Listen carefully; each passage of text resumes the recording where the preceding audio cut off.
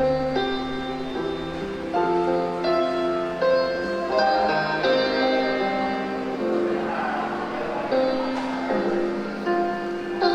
don't understand how God so divine could lower himself to a life such as mine and consider me worth every minute of time to rescue a sinner like me.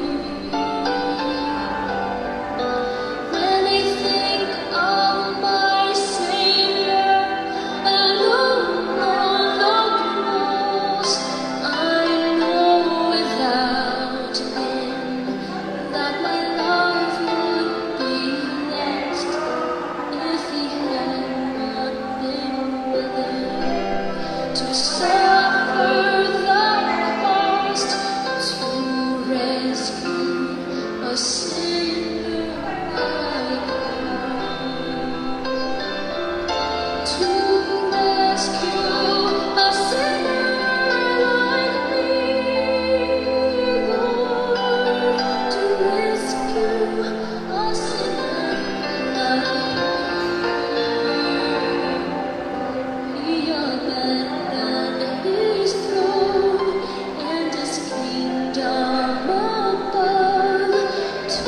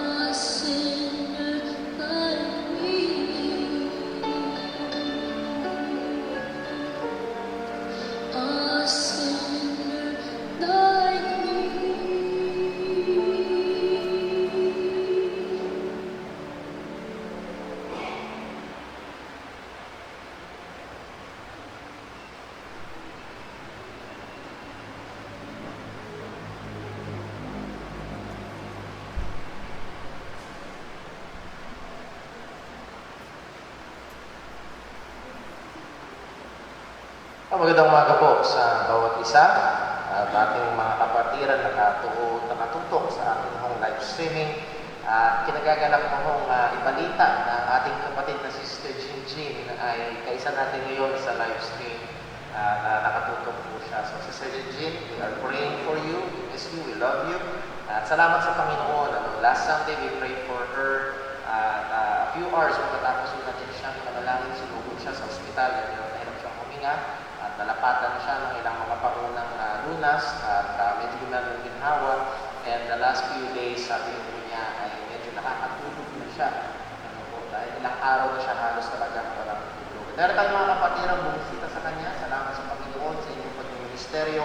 I praise God sa inyong patuloy na pagpapagamit sa Diyos sa bagay po. Well, bago po tayo dumako sa ating paghahanda sa pagsamba, isang pagbati po muna kahapon, ang diwang ng kaarawan, ang ating kapatid na Sister Connie, ang ating magandang ina. So, siya po ay, kayo na lang naman sa magtanong po, ilang taon na po siya. So, happy birthday po ngayon po ay also, we would like to remember Sister Rose Virayo sa September 19, sakto kaarawan ng ating ina, ang pagpanaw ng ating kapatid na Sister Rose Virayo. And then ngayon naman ho, September 20, ay birthday ng kanyang mister, si Brother Alex Virayo. So, Brother Alex, happy birthday po sa inyo. And if I remember correctly, bukas ay birthday din naman ng ating kapatid na si Brother Roy James Sanico, anak ni Sister Glo. So, Kuya Roy James, happy birthday. Live po na patuloy kayo nakatutok sa ating mga live streaming. Kung tama rin ang alala ko, 23. Kailan yung 23? Wednesday? Wednesday tama? Wednesday, September 23. Ay mag-birthday naman si Brother Roy Librado. So, hindi kakamay. Kundi 23-24. Basta itong week na ito ay mag-birthday si Brother Roy Librado. So, happy birthday po sa ating mga kapatiran. Marami tayo celebrators ng September. Purihin ng Panginoon sa sa kanyang katapatan sa mga buhay ng ating mga kapatiran naging sa biyaya na patuloy. Ilang mga announcements po, ang ating mong gawain ay tuloy-tuloy. Ang ating Wednesday, Time in the Word, 6 p.m. po yan. Ang ating Friday, Time in the Word, and Prayer Room after Time in the Word, 6 p.m. din po ang start. Pray po natin yung ating mga kapatirang patuloy sa Sir nga po. And we have received more than half. As far as I know, nasa around 9,000 mark na po tayo, 8,000 to 9,000 mark na po tayo. Hindi pa akong pa-update po. Pero lagpas kalahati na po ang na-invest natin dun sa 15,000 na ating goal para masustentuhan ang isang buwang oral chemo ng ating kapatid na si Sister Jinjin. So pag-pray mo natin yan, hindi pa rin too late yung ating mga kapatiran na sa mga bahay-bahay. Meron yung iba na naghihintay na magpapaano Gcash o hindi pa ako nakakapagano ng Gcash kung paano yan ipapadala, hindi na pupunta dito. So pray mo natin, so nawa tayo ay daluyan ng pagpapala sa ating kapatid na ito bilang bahagi ng isang katawan ay tayo ay makiisa sa pagtuwang at maging kagamitan ng Panginoon para po sa kapunuan ng kanyang pangangailangan. Hindi lamang po yung pinansyal, kung hindi yung stress ba, na parang malaking bigat ang mawawala na alam niya sa loob ng isang buwan ay hindi siya mag-aalala kung saan niya pupulin. That's 480 pesos a day. Hindi maliit, napakalaking gastusin para sa ating kapatid. At ang trabaho ng kanyang mister ay around 3 to 4 times a week lang. At naglalako ng pinapay, hindi pa consistent. So, pray po natin, kapatid natin patuloy maging si Brother Dave. Pray po natin. Last time kami nakapagpuntuhan ay medyo may manhid pa rin sa kanyang kaliwang kamay na ang description ni Sister Juby ay tila baga. So, hindi siya na-stroke, pero para maunawaan lang natin yung kalagayan niya, para siyang na-stroke. Pero kumikilan naman daw kung tainam yung kanyang kalagayan. So, marami mo tayong kailangan panalangin. Pero lalo na, pwede mo natin ang spiritual na kalagayan ng bawat isa habang tumatagal mo ang kalagayan. Hindi tayo talaga regular na nakakapagtipon-tipon ay nakakatakot na mangyari yung sinabi na salita ng Diyos na it has become the manner of some. Naging ugali na. Sa ating mga kapatiran, nakatuon sa live streaming, never nakampalit ng live stream sa pagtitipon-tipon at nawa yun pa rin ang ating heart's desire. Yun pa rin ang alam natin na kalooban ng Panginoon at nasahin natin ito at gawin natin kung kaparaanan na tayo ay makapagsama-sama at hindi laging humanap ng dahilan at gamitin na lamang na may live stream naman. So, that should not be. At ito ay ebidensya ng Panginoon na meron tayong mga teknolohiya sa gitna ng pandemya ay nakakapagdaos pa rin tayo ng gawain. Pero, hindi ito pampalit sa pagtitipon ng pamamanan. Kahit sinong Kristiyano, tanongin mo natin, iba na nagkakasama-sama mo tayo, iba na nakakasalamuha ng mga kapatiran para doon sa live stream. So, pag-pray natin ng mga bagay mo na yan, mapaalalahanan mo tayo na nawa ay excited tayo kung magkasama-sama sa ating nawa. Okay, so yun ang ilang mga paalala natin, ang mga announcements. Nakubo tayo sa ating pagtawag sa pagsamba. Ito yung sandali ng paghahanda, pananalangin sa Panginoon. Hiningin natin ang Diyos na siyang sumaliksik sa atin. Ipakita ang dumi, ang sala, pagsisihan natin sa Panginoon at tunay ialay natin ang ating mga sarili bilang kain-buhay, banal na lulubog sa Kanya. Manalangin po tayo.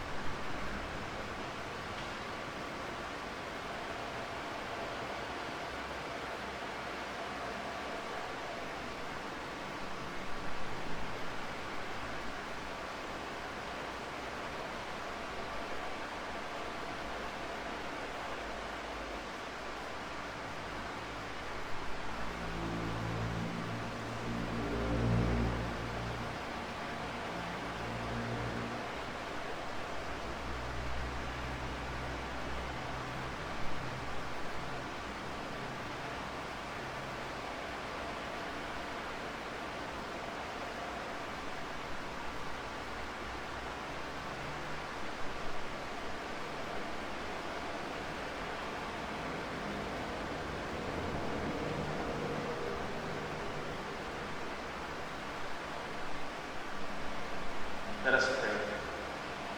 O aming amang Diyos na tila, banal, makapangyarihan sa lahat, lupuri ka namin, nakasalamatan ka namin, pinadakila namin ang iyong pangalan, oo, Panginoon, pinamahal ka namin. Panginoon, na sa lahat aming hiling, saliksikin mo ang aming mga puso, hayag sa inyo ang aming mga buhay, maging ang bawat salita ng aming bibig, Panginoon, ay tanglaw mo. Ultimong laman ng aming puso't kaisipan, Panginoon, ay hindi madilim sa iyong harapan. Patawad mo, O Diyos, sa anumang paglabag sa iyong paloob. Tawarin mo kami, Panginoon, sa anumang pagkakasala. O Panginoon, lalo na patawarin mo kami kung ang aming mga puso ay naglalangit sa pagmamahal sa iyo. Tulungan mo kami, Panginoon, na sa biyaya mo pag-initin ang aming pagmamahal.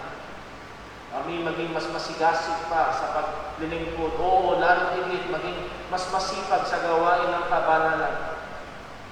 O Panginoon, patuloy mo kaming hubugin sa wangis ng aming Panginoon Jesus. Ngayon sa daling ito, Panginoon, sa aming pagsamba, salamat po sa mga kapatiran na iyong dinako sa bahay-sambahan na ito. Salamat po, nandun pa rin ang pagnanasa. Salamat po, O Diyos, sapagkat alam namin na Ikaw ang gumagawa upang aming naisin at gawin ang iyong kalooban. Purihin ka, O Panginoon. Padalam namin, O Diyos, maging sa aming mga kapatiran na sa mga tahanan. Ama, Ikaw pa rin po ang kumikilos. Ikaw pa rin po, Panginoon, ang magbantay, mag-ingat. Lalo na, Panginoon, sa maraming bagay na maaaring umagaw ng pansin pagsamba sa iyo. O Lord, ang inaalala sa iyo ang aming mga kapatiran at ilang karamdaman. Mr. Junjin, si Marinday, Lord Diyos, alam mo po ang bawat yun. Hirap, pinagpis, alalahanin. Panginoon, ikaw na makapangyarihan sa lahat, kalingain mo mo. Bigyan mo ng kaaliwan ang aming mga kapatid na ito. Sa gitna, Panginoon, ng mga sakit na kanilang nararamdaman ay paalala mo ang pag-asa na meron kaming mga nakikos. Sa aming pumuli, sa pagsamba sa iyo, bigyan mo kami ng tamang puso at isip handang puso, handang kaisipan na sumamba sa iyo. Na hindi lamang ang aming mga puso at labi ang nalapit sa iyo, kundi makita mo na maging ang aming puso o Diyos ay nagnanasa na lumapit sa iyo. Ama, ingatan mo kami sa aming pananalangin, sa aming pag-aawitan, sa aming pagkakaloob, o maging sa pangangaral ng iyong salita. Lahat nawa ito ay mauwi sa kapurihan ng iyong dakilang pangalan. Patuloy na ikababanal ng iyong mga anak. At sa ikaunlad, ikauusad ng Ebanghelyo ng aming Panginoong Yesu Cristo. Panginoon, lahat ng ito ay sa iyo namin hinihingi, na kaya gumawa ng higit sa aming hinihingi at hinihingi. Sa pangalan ng aming Panginoong Yesu Cristo. Amen. Tayo po ay umawi sa Panginoon.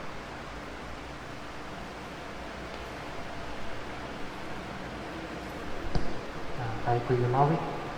Awitin po natin, Christ the Lord is risen today.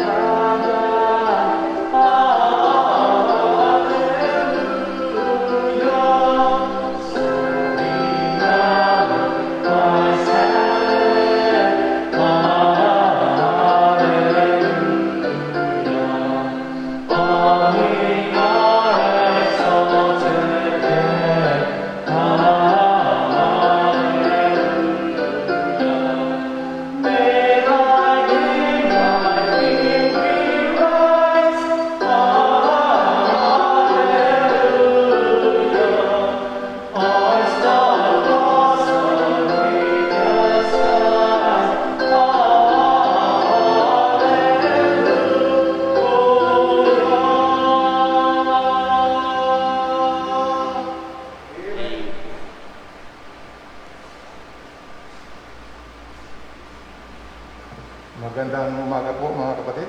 Para po sa pagbasa ng salita ng Diyos, tayo po'y magsitayo. At hiniyahan ko kayong buksan ng mga Biblia sa aklat po ng Psalms, chapter 5. Psalms chapter 5. Mag-upisa tayo sa verse 12. Hanggang matapos po ang buong awit. Psalms chapter 74. Isa tayo sa verse 12. Oh, are you there? Yes. Verse 12 ng Psalm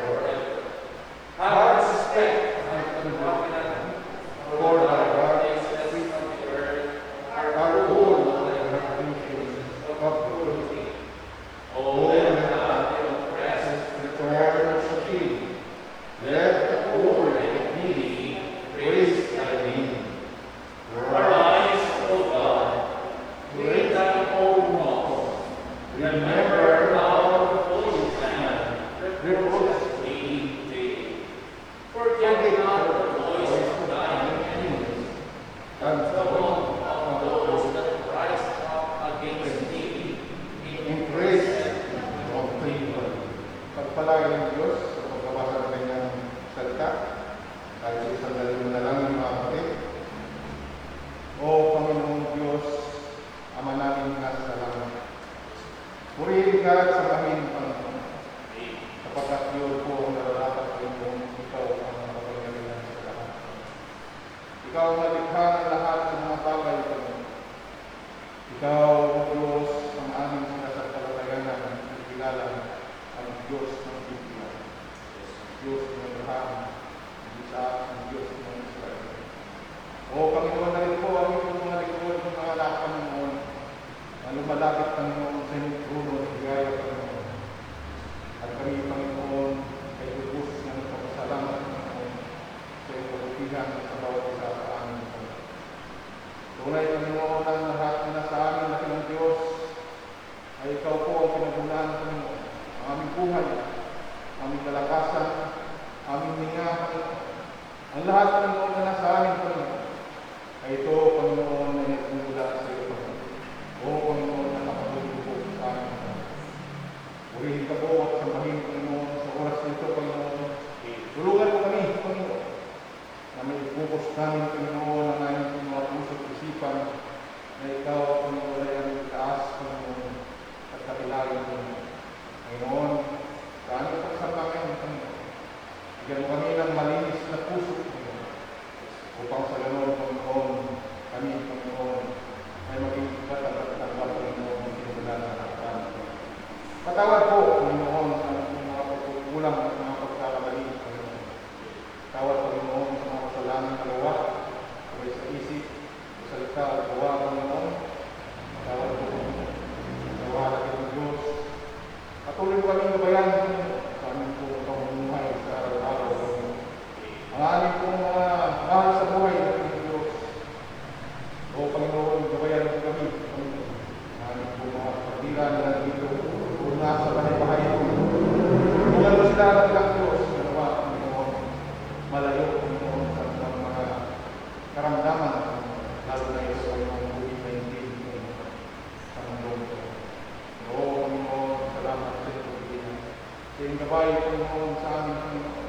Sa aming mga kapiran, Panginoon. Panginoon, sa iyo po namin pinagkakatiwala ang aming mga sarili, ang aming gawa, Panginoon. Palayan po, Panginoon, ang aming gawa ng mga kamay, O Diyos. Gawa, Panginoon, kami ay magiging gamitin po ang magiging daluyan ng pagpapala. Na aming po mga kapatid, Panginoon, na meron po mga karamdaman, lalo po sa Sir So, Panginoon, bigay ang po sa kanya. O Diyos, bigyan mo kami, Panginoon, ng mga sabat, ng mga kailangan, sources, Panginoon, upang hindi kami, Panginoon, maging makatuwang, Panginoon, o makatulong, Panginoon, sa mga gatusin, Panginoon, sa aming mga kapatid, at ganoon po sa isa nito, Panginoon, nadala po, Panginoon, ang pagdinig, Panginoon, ang marami po, hindi po, makadalo, Panginoon, sa samahan, sa bahay sa bahan ito, Panginoon, kaya ang Diyos, at palayo po, Panginoon, ang bawat isa, ang bawat mga pamilya, at ganoon po, Panginoon, ang aming iglesia, na iyo po nagkakatiwala sa amin. Napakabuti po, Panginoon, maglaan ng lahat, Panginoon, ang pandinig, Panginoon. Narito, Panginoon, ang tayo sa bahan, Panginoon, sa pagkaganda. Salamat sa tao, Panginoon, na ginamit para ito, Panginoon, ay lumanda, Panginoon. At salamat po sa proteksyon, Panginoon, sa mga pagpapala. Panginoon, ay ito'y nakusip namin, Panginoon, na ikaw, Panginoon, ang pinagbutan ng lahat ng mga bagay. Lugan na po kami, Panginoon, ang inyong tapat, Panginoon. Bubugin po kami, Panginoon, sa wamis ng iyong anak, aming Panginoon, si Kristo. Ama, kaya kami ang matapos kong gawain mo.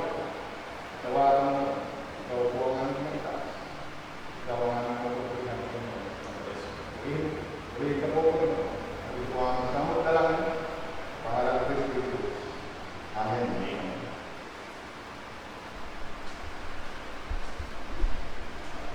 Tayo tuloy sa mga Panginoon. Ulitin po natin, To God be the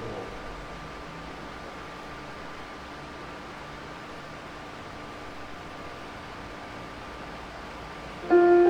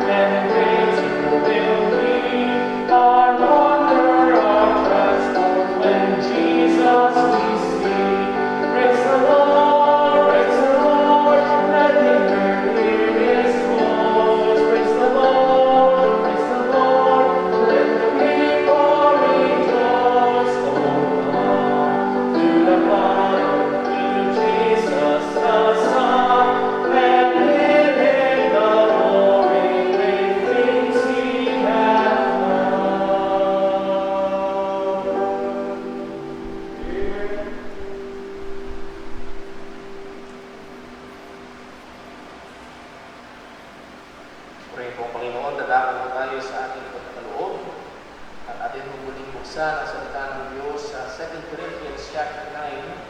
Ito po ay mga talatang paalala kasihan ng ating pagkakaloob sa bagong tipan. 2 Corinthians chapter 9, verses 6, 7, and 8.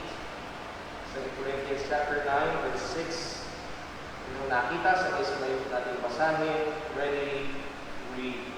But this I say, he who soweth sparingly shall reap also sparingly, and he who soweth bountifully shall reap also bountifully. Every man according as he purposeth in his heart, so let him give, not grudgingly or of necessity, for God loveth a cheerful giver, and God is able to make all grace abound toward you, that ye, always having all sufficiency in all things, may amount to every good work. Palagi na sa pagkabasa ng kanyang salita, tayo po ay manalangin. O aming Amang Diyos, muli kami po ay nagpapasalamat sa iyo. Dahil tunay, Panginoon, ikaw na aming pastor, na hindi nagkukulang. Ang biyaya mo sa amin, tunay, lagi, sapat, oo, sobrang, Panginoon. Ang iyong probisyon ng aming mga pangangailangan ay naroroon. Ang iyong pag-iingat, pagkalinga, Panginoon, ay aming nakikita. Salamat po, O Diyos. Hindi lamang po, Panginoon, sa mga spiritual na bagay, pero maging sa mga material na bagay na iyong pinagkakaloob sa amin. Ang iyong, Panginoon, kami may pagkakataon na parangalan ka ng mga bagay na aming tinatangkilik. Ng mga bagay na ito, Diyos, na aming pagkakaloob ay galing din naman sa iyong mabuting kamay. At nawa, Panginoon, masumpukan mo sa amin ang puso na may kagalakan na magkaloob sa iyong nakarapat-dapat sa lahat ng kapul. Makita mo ang puso na may pagsamba, may pagmamahal. Makikita mo, Panginoon, sa bawat isa na magkakaloob sa iyo. O Ama, ito po ang patuloy na maluwalhati sa aming darating na pagdidig ng iyong salita, patuloy ng pagawang ng usa. Ito po lahat ay dalangin namin sa pangalan ng aming Panginoong Kristo. Amen.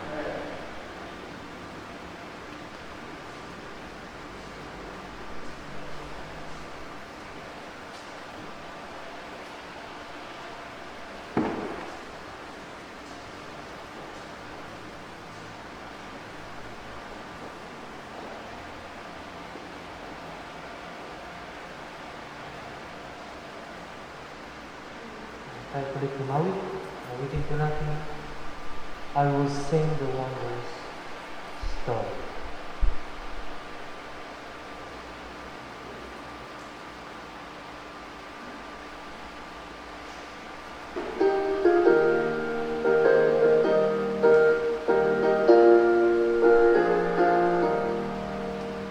I will sing the wondrous story of the Christ who died for me.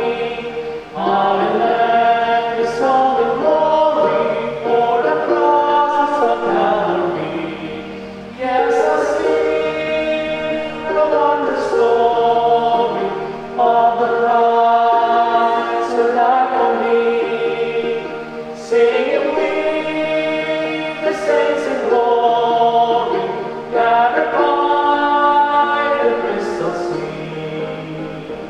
I was lost, but Jesus found me, found the street that went astray. Through His loving arms around me, to be back into His way.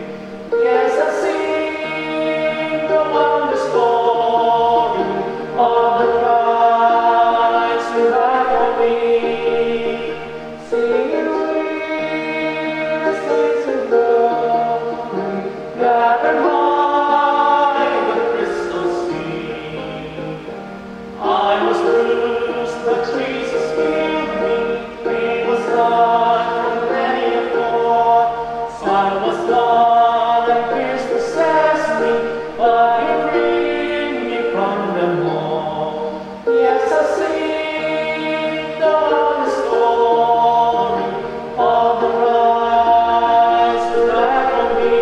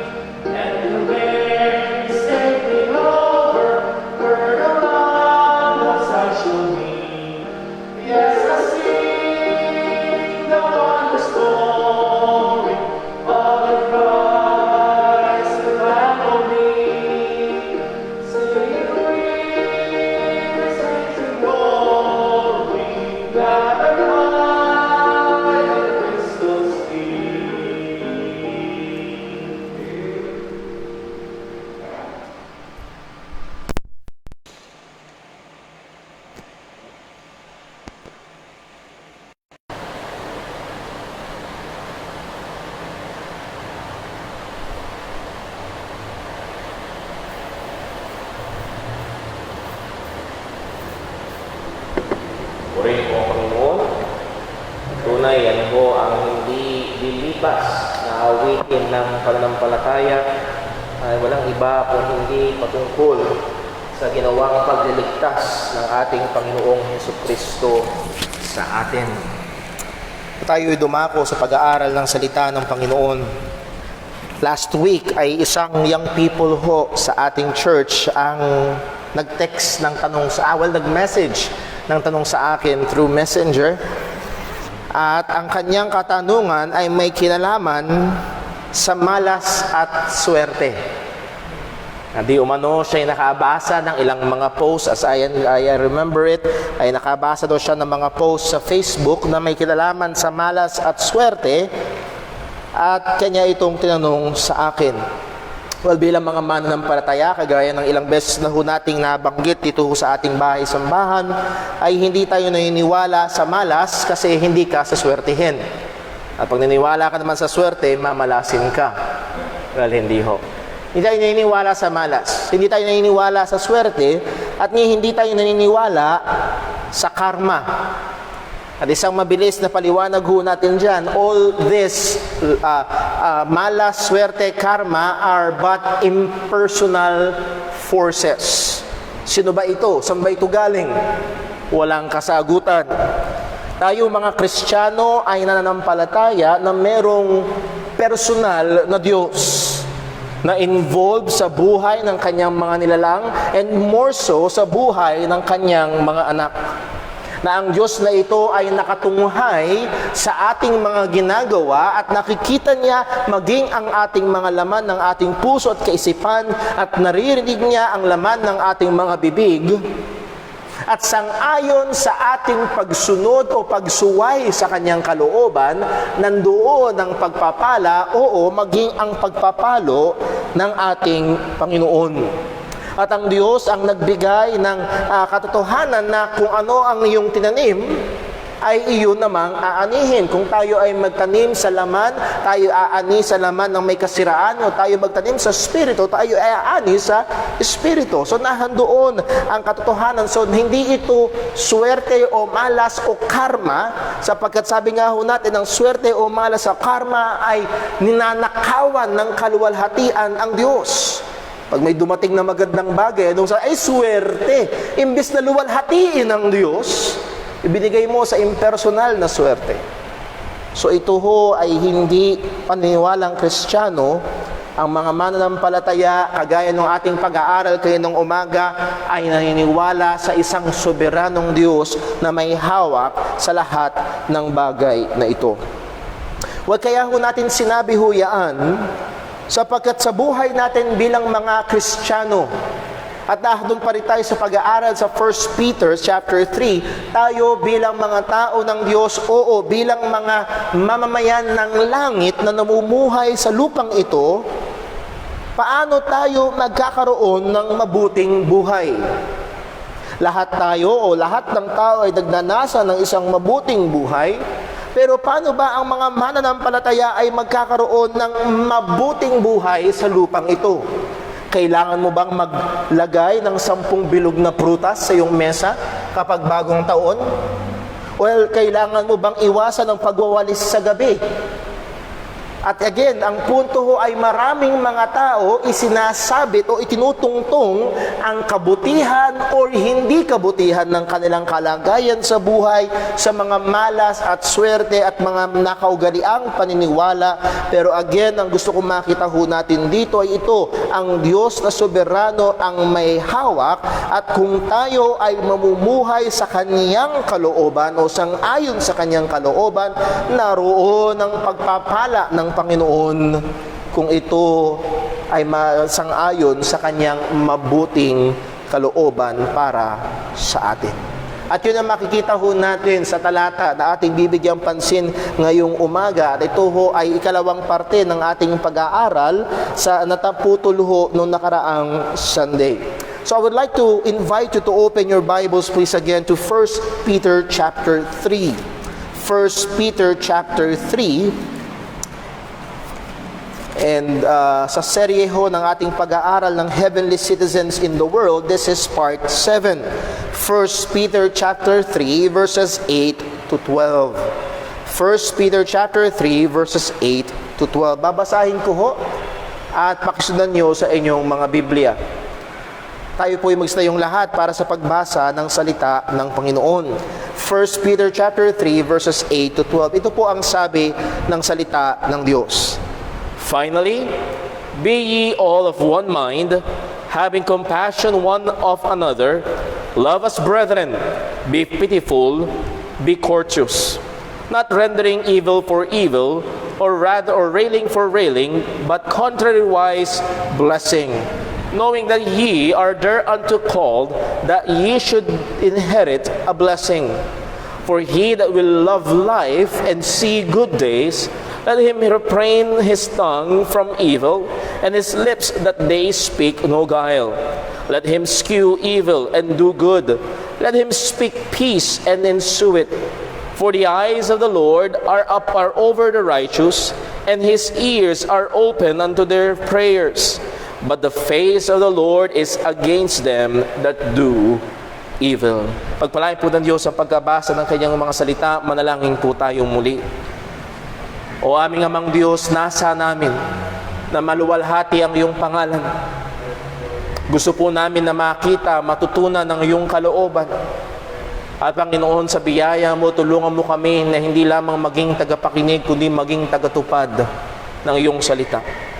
Ikaw pong patuloy na maluwalhati, ikaw pong patuloy na magturo, ikaw pong patuloy na humubog sa amin sa wangis ng aming Panginoong Jesus. At sa ngalan niya, ito po lahat ay aming dalangin. Amen. Bakit na po magsiupo ang lahat? Again, this is our message. Heavenly citizens must strive to live righteously towards one another while living in this world. Kung naalala ho natin yung konteksto ng ating pag-aaral sa chapter 2, sinaysay ni Apostol Pedro na tayo bilang mga Kristiyano ay pinili ng Diyos para sa kanyang sarili. Tinubos ng Diyos para sa kanyang sarili. We are the people of God. And we are literally heavenly citizens living in this world. At bilang mga taga-langit, mamamayan ng langit, mga tao ng Diyos, pinili ng Diyos para sa kanyang sarili, paano tayo dapat mamuhay sa mundong ito? Dapat mamuhay tayo ng may kaayusan. Sabi nga ho ni Pedro, we must live, our conversation must be honest among the Gentiles. Ang ating pamumuhay ay kailangang maging mabuti sa harapan ng mga hindi mananampalataya.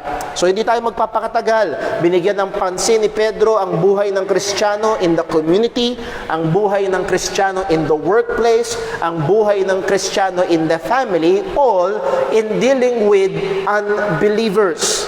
At maging sa pamilya, unbelieving wife or an unbelieving husband, kailangang mamuhay ng Kristiyano sang-ayon sa kalooban ng Diyos. Hindi hinihilingan ng Panginoon na gumawa tayo ng something creative. Ang hinihiling at inuutos ng Diyos ay tuparin natin at mamuhay tayo sang-ayon sa kanyang kalooban. At ngayon naman ho, ang binigyang pansin ni Pedro ay ang ating relasyon kasama ng mga kapwa nating mamamayan ng langit. Kung di tayo mag-iingat, baka ho tayo mahulog sa kalagayan kagaya ng iba na mabuting makitungo sa hindi ligtas, pero napakapangit ang pakikitungo sa kapwa mananampalataya. At kung ito ay pagmamasdan ng mga hindi Kristiyano at kanilang titignan ng ating relasyon sa isa't isa, ay hindi ito magiging mabuting patotoo. Kaya nga, binigyan natin ng pansin o binigyan ng pansin ni Apostol Pedro at sinabi niya, kayo namang mga mananampalataya, ganito dapat ang pakikitungo sa isa't isa. So we studied last Sunday the heavenly citizens' attitude towards one another. Ang attitude ng bawat Kristiyano sa kapwa Kristiyano, and also the heavenly citizens' response to one another, particularly when someone has wronged us. Kapag may nakagawa ng mali sa atin, more particularly kapag meron tayong kapatid sa Panginoon na nakagawa ng kasalanan sa atin. Counting review po, pinag-aralan natin sa verse 8, our attitude towards one another. Sabi ni Pedro, finally, brethren, finally be ye all of one mind. So there must be a striving for unity. Sabi nga ni Pedro, strive to keep the bond of peace or of unity sa pagitan ng mga mananampalataya. Nahandoon ang i-occupy dapat natin ang ating kaisipan ng mga parehong katotohanan at ito ang magbubuklod sa atin sa pagkakaisa. Pangalawa, we must have sympathy, have compassion. Kung yung naalala, ang Greek word ng word na compassion is the Greek word sympathis. At doon galing yung word na sympathy. Ang ibig sabihin, having a fellow feeling, parehong damdamin. Kung merong nagdudusa tayong kasama nila. Kung merong nagagalak tayong kasama nila. At yun mismo ang sabi ni Pablo sa 1 Corinthians 12 verse 26. And whether one member suffer, all members suffer with it, or one member be honored, all members rejoice with it. Naalala ko ho ang personal kong somewhat I struggle bilang pastor. Nadadalaw ako sa isang tahanan na kung saan merong may karamdaman and you suffer with them. And pagkatapos, sa hapon, dadalaw ako sa isang tahanan na merong birthday yan and you rejoice with them. Andun yung suffering and rejoicing in the same day. At again, nahandoon na tayo ay nakikisama dahil tayo ay iisang katawan kay Kristo. There must be sympathy. Hindi dapat wala tayong pakialam. Hindi dapat mangyari na wala tayong pakialam sa mga kapatiran bilang mga mananampalataya. And not just sympathy na nararamdaman natin, nakiki-identify tayo sa kanilang kalagayan, but there must be love. Ang sabi, love as brethren, as companion, as compassion mainly, yung compassion mainly pertaining to the feeling or identifying, but this love is pertaining to action. Gaya nga ng sabi ni John sa 1 John, wag lang tayong magmahal sa salita kung hindi sa katotohanan at maging sa ating mga gawa. At ang pagmamahal sa kapatiran ay hindi ito sa pagsasabi lang ng I love you brother o I love you sister o mahal kita sa Panginoon at kinakanta yung bagay na yun. Kung hindi, kapag may nakikita tayong kapatid na nasa pangangailangan at sa biyaya ng Diyos binigay sa atin ang kakayahan upang tumugon sa pangangailangan na ito, ay huwag nating isara ang ating mga puso, huwag tayong magpikit mata sa kanilang kalagayan at tayo ay tumugon. This is love in action. Ang pagmamahal sa Biblia, ang pagmamahal sa kapatiran ay hindi lang basta damdamin, kung hindi nandoon, maging ang sakripisyong pagkilos para matulungan, mapunan ang pangangailangan ng ating mga kapatiran. And then not just sympathy, not just love, dapat ang attitude din natin sa ating mga kapatiran must have a tender heart. Tender heart. Medyo mahawig-hawig ito sa sympathy, pero ang sabi, ang ginamit na word sa King James is be pitiful, maging maawain. Or sa ibang salin, having strong bowels. Kumbaga, nandoon yung may kinalaman sa laman loob na apektado ka sa kaibuturan ng iyong pagkatao alam niyo, parang nanginginig ang iyong laman, nanghihina ka sa iyong sarili. Why? Because you identify with a suffering brother or sister. So, nahandoon yung tender-heartedness. That means we are really affected.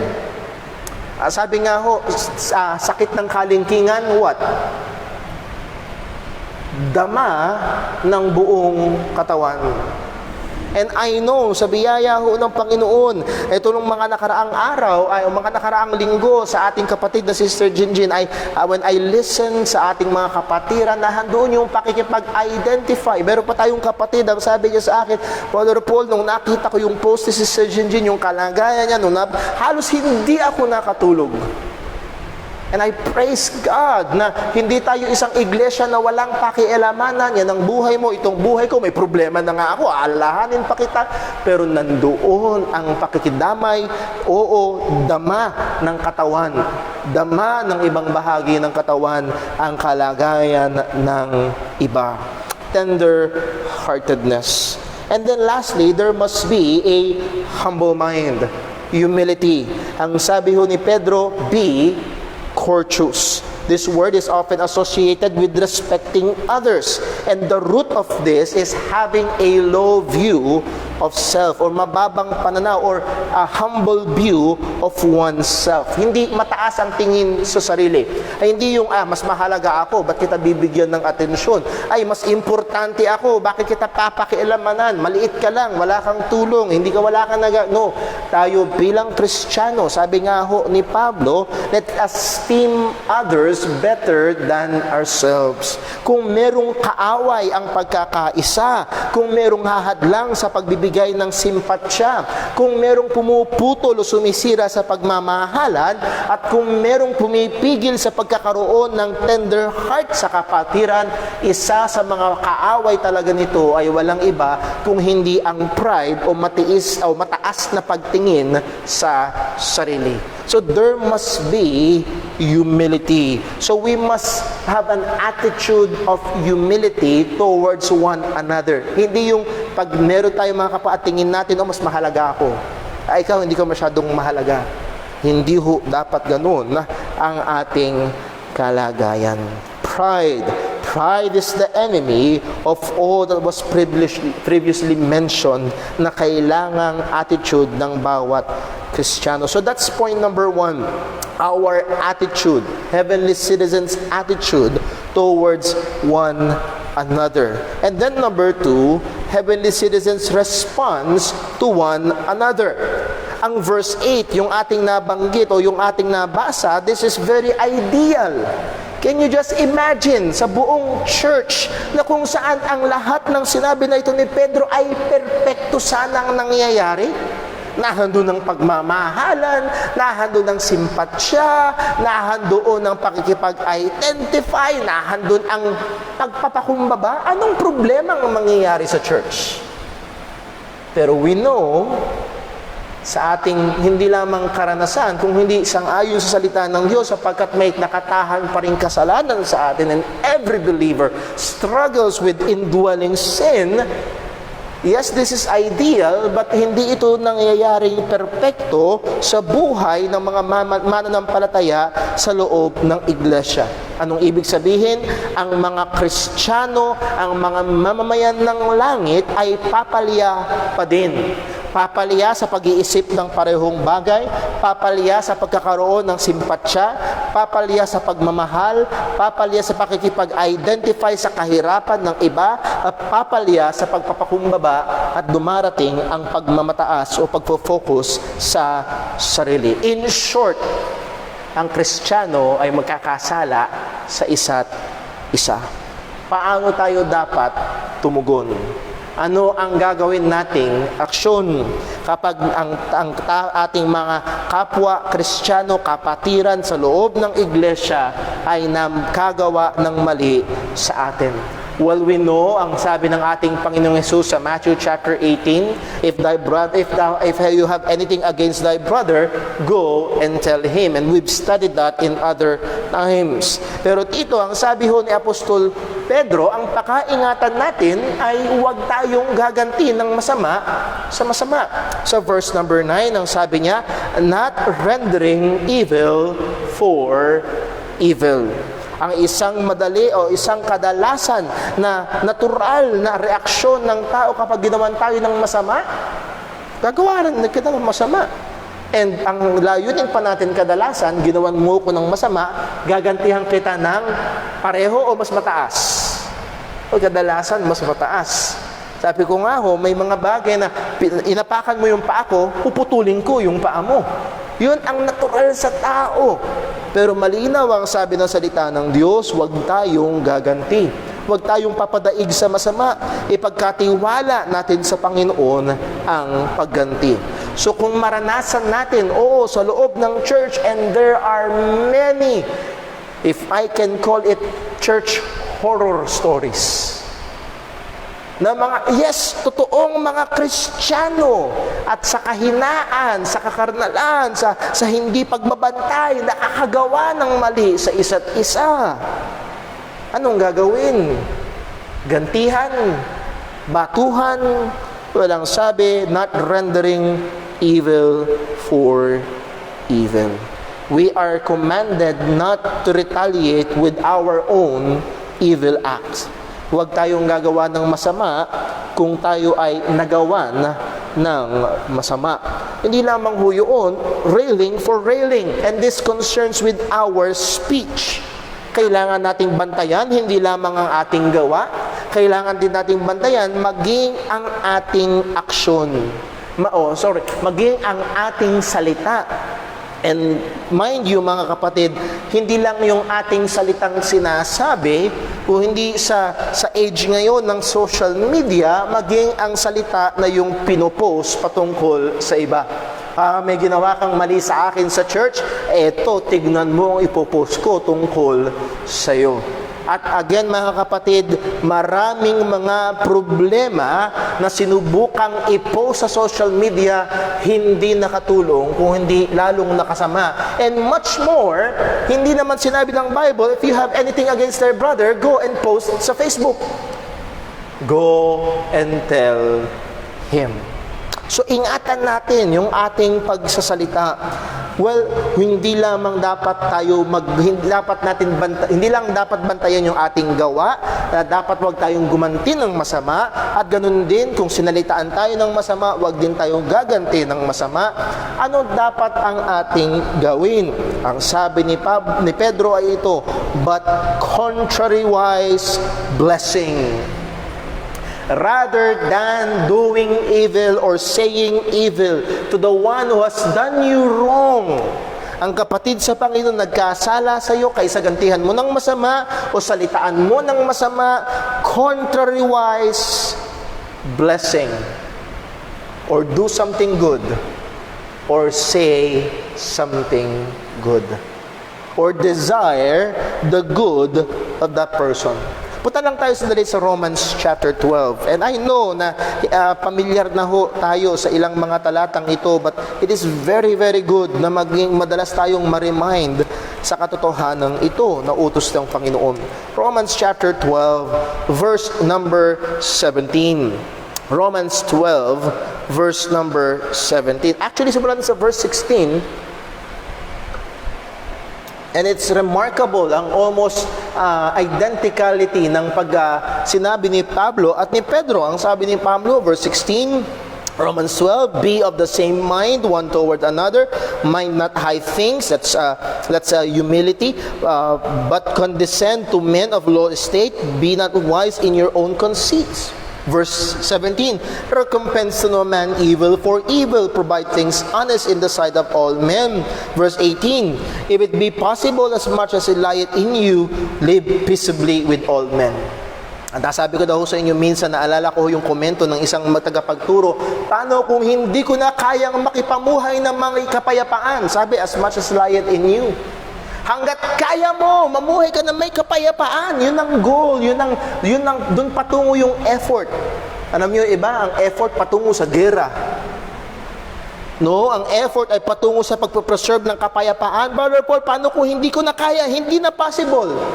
Ang advice ng isang mangangaral, umalis ka. Dumistansya ka.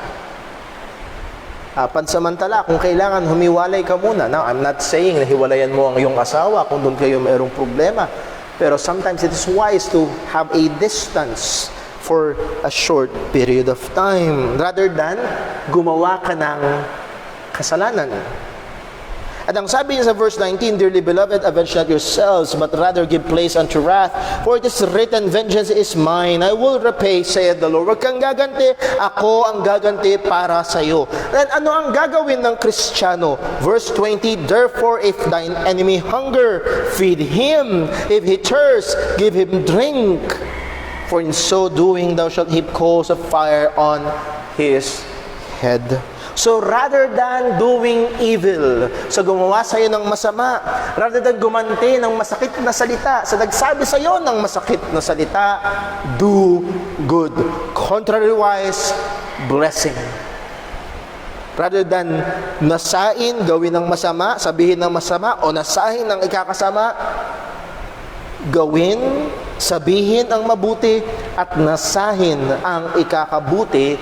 And again, ang context sa 1 Peter chapter 3 ay ano? Kapatid sa Panginoon. We must desire the good and do the good for our brother. Why? Why is that so? Sabi ni Pedro, knowing that ye are thereunto called. Dito tayo tinawag ng Panginoon.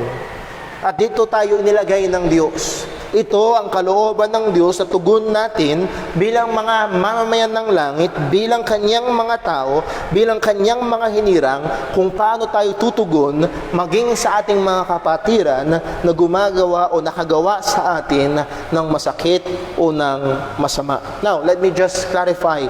Hindi ibig sabihin ito na ito tolerate ang kasalanan at papalagpasin na lang. There is a place for church discipline. There is a place, at sabi nga ng Panginoon, go and tell Him, call them to repentance.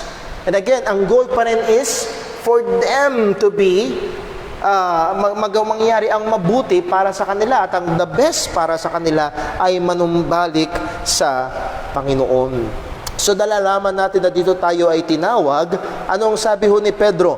That ye should inherit a blessing. At dito papasok ho yung verse number 12 na atin ho, verse number 12, yung atin ho binasa, na kung saan nandoon ang pagpapala ng Panginoon sa gumagawa ng Kanyang kalooban. Sapagkat ang sabi ho ni Pedro, kapag ginawa natin ito, hindi tayo gumanti ng mali sa gumawa sa atin ng mali. Hindi tayo gumanti ng masamang salita sa nagsabi sa atin ng masamang salita. Rather than that, we gave them blessing, we do good. Ang sabi ni Pedro, that ye should inherit. The word inherit means to receive, to obtain. To obtain what? A blessing. In short ay ito, pagpapalain ka ng Panginoon. Ang isang Kristiyano na tumutugon sa paraan na kalooban ng Diyos sa mga tao o maging sa kapwa Kristiyanong gumagawa sa kanya ng mali ay pinagpapala ng Panginoon.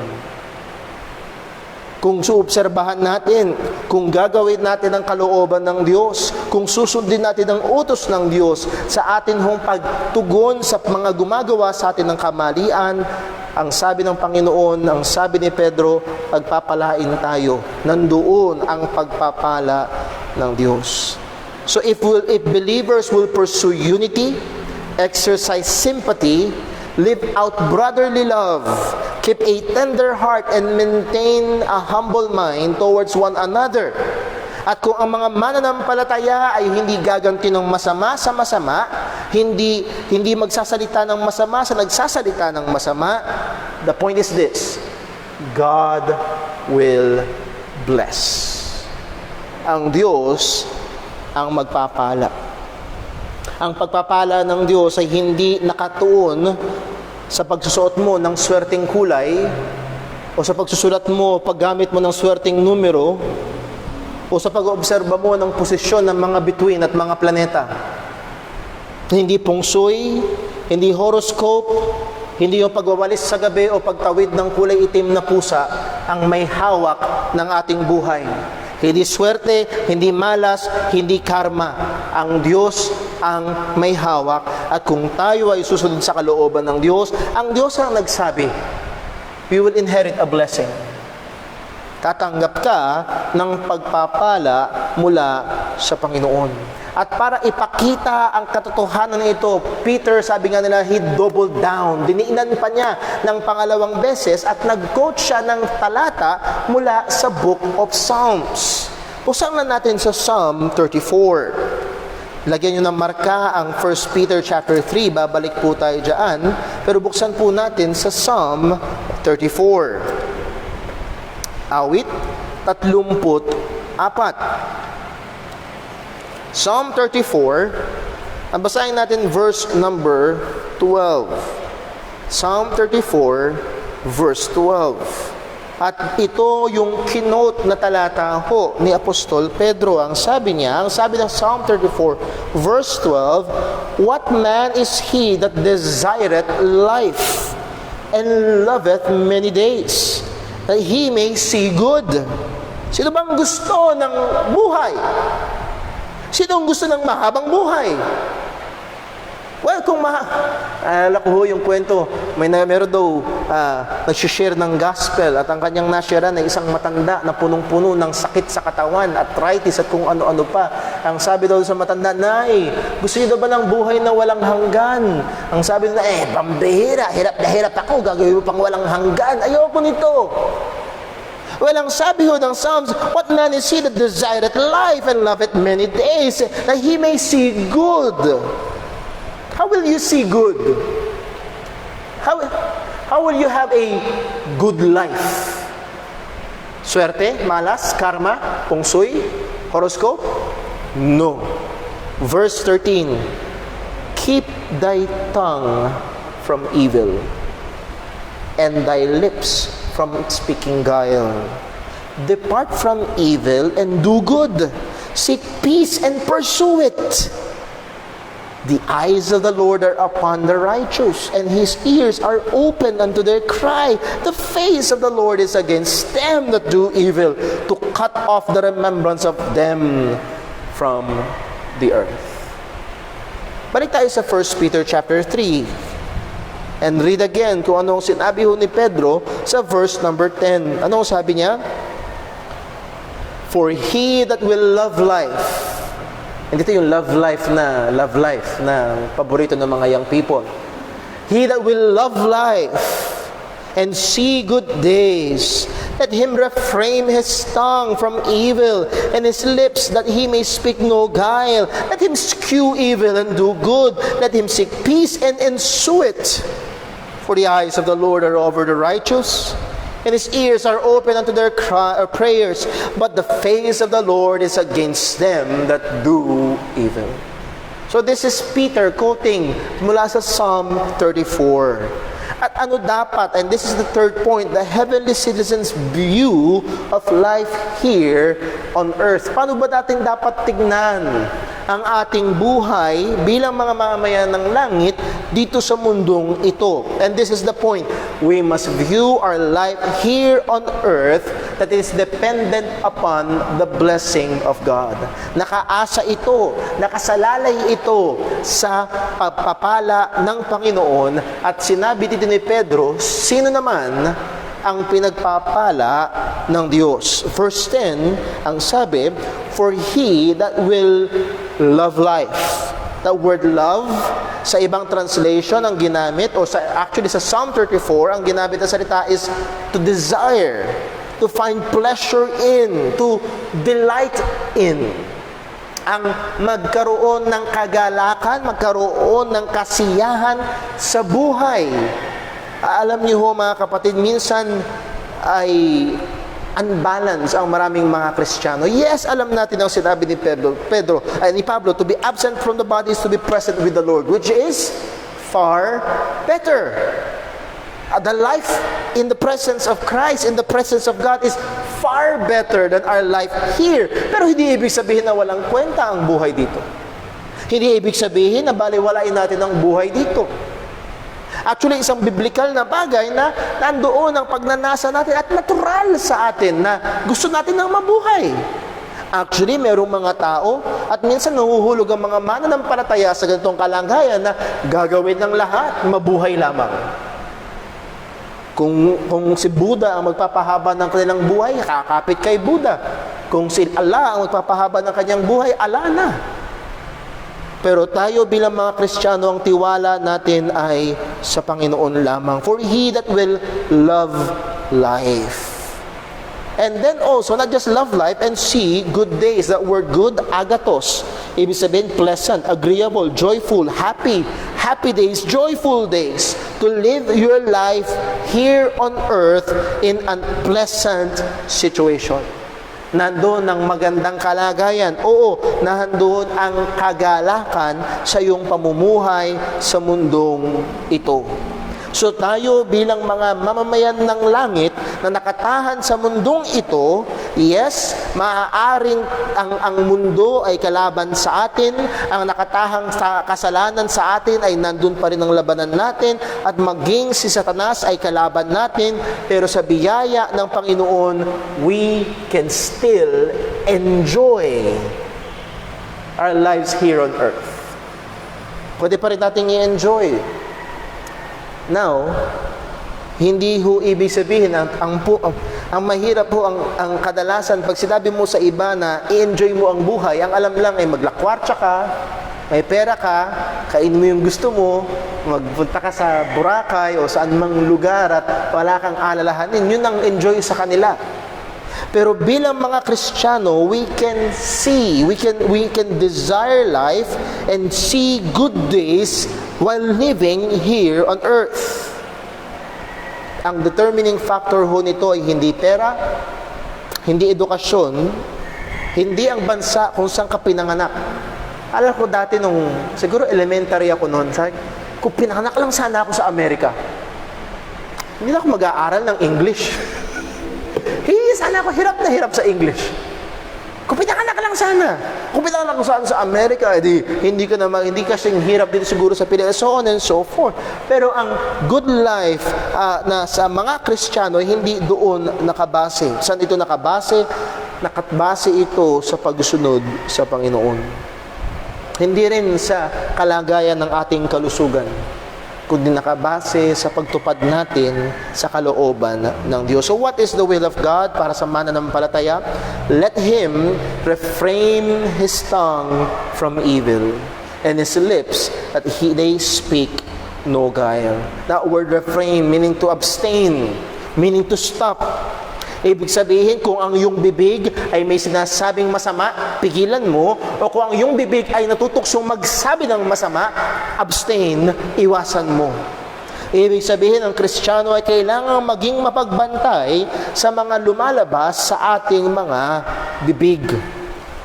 The tongue, our use of words, ang mga masasamang lumalabas sa bibig ay hindi baliwala sa harapan ng Panginoon. Ang sabi ng Matthew 12 verse 36, "But I say unto you that every idle word that men shall speak, they shall give account thereof in the day of judgment." May mga nakakausap ako minsan, ang sabi nila, wala naman akong ginagawang masama, pero ang bibig ay maaaring puno ng masama. O pakaingatan po natin. Ang sabi that speak no guile. That word guile means trickery, pandaraya, deceit, panloloko. Nawawag lumabas sa ating bibig ang anumang bagay na masama sa paninira ng iba o bagay na panloloko. At minsan yung panloloko is through means of flattery. Ano yung flattery? Ay, pogi ka. The best. Pero hindi naman. Niloloko mo yung tao para magain mo yung favor niya. O mga kapatid, ayaw ng Panginoon na ito ay masumpungan sa bibig ng mga Kristiyano.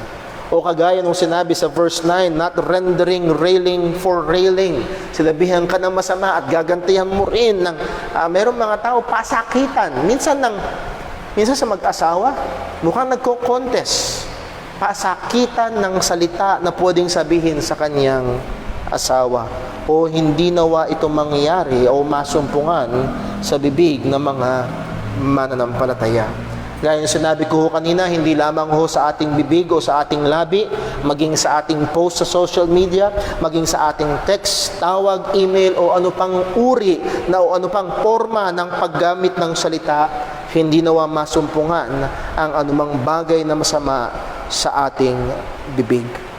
At sabi sa Book of James, naalala sa Book of James, siya na marunong magbusal, magbantay, siya na hindi nagkakasala sa bibig, ang sabi ni James, kayang kontrolin ang buong katawan. Ang pagkakaroon ng mapagbantay na kalagayan sa ating mga bibig ay larawan ng maturity sa isang mananampalataya. Well, hindi lang ho yun. Verse 11, hindi lang sa ating pananalita. Verse 11, let him skew evil. That word skew that means to avoid, to disdain. Alam niyo ho, maraming mga tao hindi gumagawa ng masama, pero gusto. Gusto. Hindi lang ginagawa kasi baka mapahiya. Hindi lang nang bababae kasi baka mahuli ni misis. Hindi lang nagnanakaw kasi baka mahuli ng pulis, pero gusto. Ang mga mananampalataya ay dapat magkaroon ng puso na skeweth evil, avoid, shun, disdain, may pandidiri, may pagkamuhi sa masama. Hindi lang dahil may pulis, kaya mo iniiwasan. Hindi lang dahil baka mapahiya, kaya mo nilalayuan. Kung hindi nakikita mo ang kasalanan kung paano ito tinitingnan ng Panginoon, isang karumal-dumal na bagay sa iyong harapan. O nawa, hingin natin to sa Panginoon. O nawa, ibigay ito ng Diyos sa atin. And the reverse of that is this: skew evil and do good. And again, this is the direction of our sanctification. Palayo sa kasalanan at patungo sa kabutihan. Hindi ka lamang dapat isang tao na hindi gumagawa ng masama, kung hindi isang Kristiyano na engaged sa paggawa ng mabuti. We must be actively doing good. And then also, let him seek peace and ensue it. Ang ating kailangang gawin, yes, remember the context, are dealing with our brethren. At ang ating kapatid sa Panginoon, magkakasala pa rin sa atin. At ang ating pa rin prioridad ay hindi ipagtanggol ang ating sarili o ang ating karapatan o ang bigyan ng kalma ang ating ego na naapakan, kung hindi panatalihin ang kapayapaan. Seek peace and ensue it. The word ensue is press on. Pagsumikapan, maging masigasig sa pagpapanatili ng kapayapaan. And sad to say, mayroong mga nagpapakilalang Kristiyano sa loob ng iglesia, para bang pulbura, makaamoy lang ng konting apoy, sasabog agad. O mga kapatid, ang ating layunin, ang ating dapat mithiin ay kapayapaan, at ang ating pagsusumikap ay mapanatili ito. Again, in the context of our living together with our fellow heavenly citizen. So tapusin ho natin sa verse 12. Verse 12, why? Bakit natin gagawin ang lahat ng ito? Bakit? Bakit di natin gagawin yung normal? Ano ba yung normal? Ano ba yung natural sa atin? Pag ginawan tayo ng masama, gaganti tayo ng masama. Pag sinabihan tayo ng masama, sasabihan natin ng masama. Ayun yung normal, yun yung natural. Ba't natin hindi gagawin yun? Parang sabi ng salita ng Panginoon, verse 12, for the eyes of the Lord are over the righteous. Bakit natin iiwasan ng kasalanan? Bakit natin kakamuhian ng kasalanan? Hindi lang dahil may nakatingin na pulis o may nakatingin na tao, kundi dahil nakatingin ang Diyos. The eyes of the Lord are over the righteous. At anong punto nito? Ang mata ng Diyos, hindi lamang siya nagbabantay, kundi siya nakamasid siya sa mga matuwid, at ang layunin nito ay gawan sila ng mabuti. Not just to observe, means it pays attention. God pays attention, special attention sa mga matuwid. And not just pays careful attention, but cares for His people. Ando ng atensyon ng Panginoon sa mga namumuhay at gumagawa ng katwiran, at nando ng pagganti ng Panginoon. Sabi nga ni Pedro, you will inherit blessing. Eyes of the Lord are over the righteous. Ay, ang sabi pa diyan, His ears are open to their prayers. Hando ng panalangin sa sitwasyon na kinalalagyan. Hando ng panalangin sa mga pangangailangan. Hando ng mga panalangin sa bigat na pinagdadaanan. At ang tenga ng Diyos ay bukas sa mga matuwid. So how should a heavenly citizen live in this earth? How should we as heavenly citizens view life? A good life, a truly happy and fulfilled life, is a righteous life lived before the Lord and men. Panatitignan ng buhay, ang isang mabuti, ang isang totoong masaya, ang isang totoong magandang buhay dito sa lupa ay hindi yung mayaman ka o naabot mo yung pangarap mo, kung hindi namuhay ka ng may katwiran sa harapan ng Diyos at sa pakikitungo sa mga tao. Ito dapat ang pananaw ng Kristiyano sa buhay. Nakatingin sa Diyos, hindi sa sarili. Nakatingin sa Diyos, hindi sa sitwasyon. Nakatingin sa Diyos, hindi dun sa gumagawa sa iyo ng masama. At sang-ayon sa kalooban ng Diyos, tayo ay tutugon sa mga nangyayari sa ating paligid. This is the life that is blessed by God and gives God the glory. Ang buhay na matuwid, ang buhay na binabantayan ng ginagawa, ang buhay na binabantayan ng lumalabas sa bibig, ang buhay na lumalayo at ayaw sa kasamaan, ang buhay na hinahabol ang kapayapaan at gumagawa ng katwiran, ito ang buhay na pinagpapala ng Diyos at ito ang buhay na nagbibigay ng kaluwalhatian sa Panginoon. At ganito dapat ang pananaw ng Kristiyano sa buhay dito sa mundo. Kung ano ang kalooban ng Diyos. At nawa tulungan tayo ng Panginoon. Sapagkat napakadali na tayo ay matangay. Napakadali na tayo ay sumunod sa agos ng sanlibutan. Napakadali na tayo ay sumunod, maging sa ating mga nakasanayan, sa ating mga temperaments. Nawa, sa biyaya ng Diyos ay maging mapagbantay tayo. Alalahanin natin ang mata ng Panginoon ay nakatingin. Nagbabantay at nahandun ng special na atensyon sa mga namumuhay ng may katwiran. Again, to remind us, our attitude towards other believers should be a godly attitude. Our response kapag nagagawan tayo ng masama ay hindi dapat gumanti ng masama. At ang ating pananaw sa buhay ay dapat ang pagsunod sa kalooban ng Panginoon sapagkat nahandoon ang pagpapala ng Panginoon. Ano man ang ating kalagayan, ang ating sitwasyon sa gitna man ng pandemyang ito, alalahanin natin, hindi swerte, hindi malas, hindi rin COVID-19 ang may hawak sa atin, kundi ang soberanong Diyos na kayang pagpalain, hindi lang basta kaya, pinagpapala niya ang mga sumusunod sa kanyang kalooban. Iniingatan niya, sinusubaybayan niya, pinoprotektahan niya ang mga anak niya. Let's pray.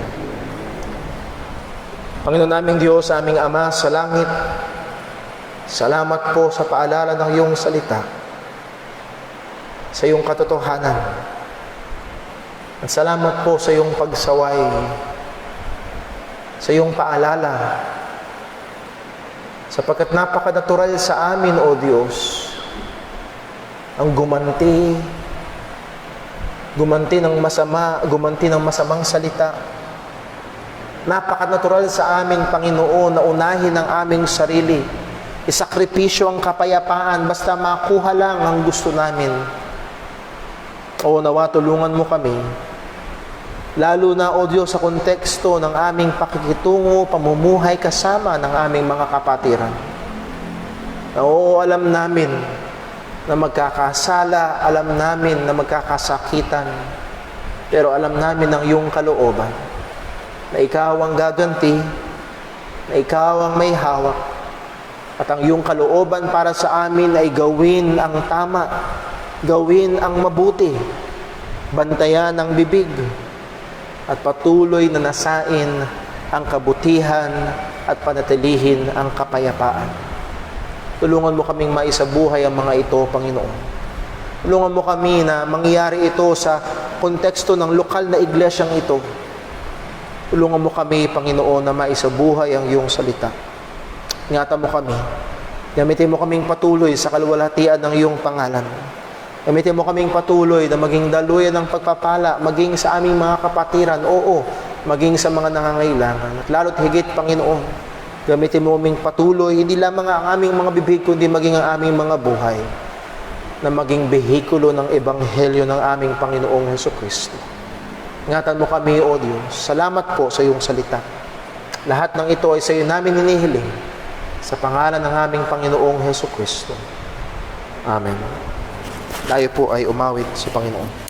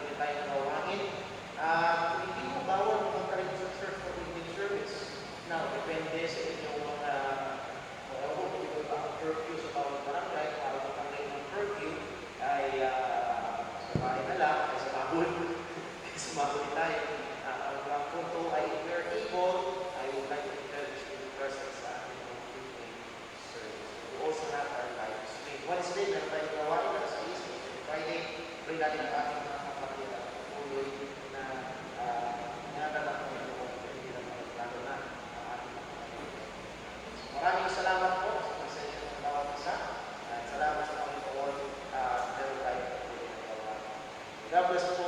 Tingnan po tayo sa